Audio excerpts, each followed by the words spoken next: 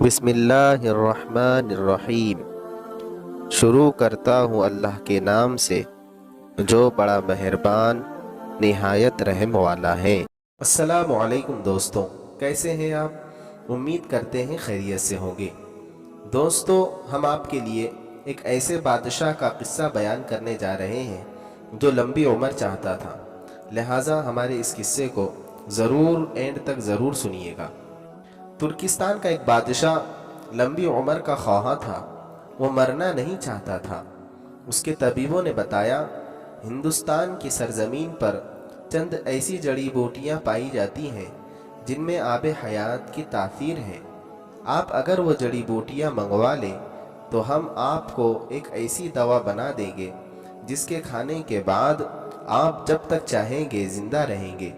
Turkestan کے بادشاہ نے 10 لوگوں کا ایک وفد تیار کیا اور یہ وفد ہندوستان کے راجا کے پاس بھجوا دیا۔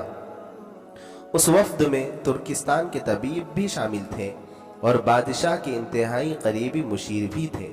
وفد نے ہندوستان کے راجا کو ترک بادشاہ کا پیغام پہنچا دیا۔ راجا نے پیغام پڑھا، قہقہا لگایا، سپاہی بلوائے اور اس وفد کو گرفتار کروا دیا۔ راجا گرفتاری کے بعد انہیں سلطنت کے ایک بلند بالا پہاڑ کے قریب لے گیا۔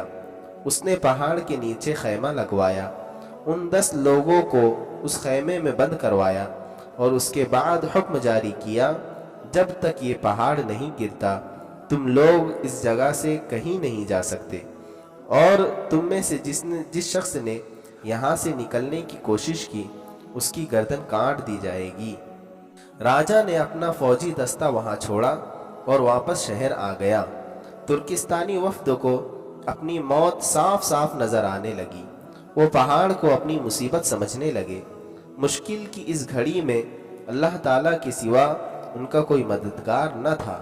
وہ زمین پر سجدہ ریز ہوئے اور اللہ تعالیٰ کے حضور گڑ گڑانے لگے۔ وہ صرف کھانا کھانے، رفع حاجت یا پھر وضو کرنے کے لیے سجدے سے اٹھتے تھے اور پھر اللہ سے مدد مانگنے کے لیے سجدے میں گر جاتے تھے۔ اللہ تعالیٰ کو ان پر رحم آ گیا، چنانچہ ایک دن زلزلہ آیا، زمین دائیں سے بائیں ہوئی، پہاڑ جڑوں سے ہلا اور چٹانیں اور پتھر زمین پر گرنے لگے۔ ان 10 لوگوں اور سپاہیوں نے بھاگ کر اپنی جان بچائی۔ راجا کے پاس سپاہی ان 10 لوگوں کو لے کر دربار میں حاضر ہو گئے۔ انہوں نے راجا کو سارا ماجرا سنایا۔ راجا نے بات سن کر قہقہا لگایا اور اس کے بعد ان 10 ایلچیوں سے کہا، آپ لوگ اپنے بادشاہ کی طرف جاؤ، اسے یہ واقعہ سناؤ اور اس کے بعد اسے میرا پیغام دو۔ اسے کہو، 10 لوگوں کی بددعا جس طرح پہاڑ کو ریزہ ریزہ کر سکتی ہے، بالکل اسی طرح 10-20 لاکھ عوام کی بددعائیں بادشاہ کی زندگی اور اقتدار دونوں کو خاک میں ملا سکتی ہیں۔